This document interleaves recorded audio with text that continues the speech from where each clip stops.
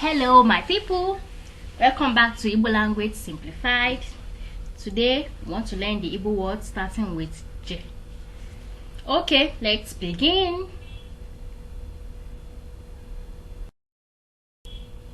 G. G. G is yam. G. G. G. G. Yam. G. Yam. Draw. Draw. Draw. Ask. Draw. Draw ya. Ask him or ask her. Draw. Ask. Draw. Draw. Jide. Jide aka. Hold him or hold her if it's a girl and or boy. Jide wa town. Hold the child. Jide. So jide means hold. Jide. I hope you got that. Jide.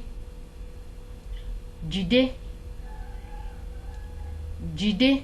Jide means to hold. Hold something. January. January is January in English. January. January. January. J. J means go. J way go. J. J. Go. J. J. Go. Thank you for subscribing and watching. See ya.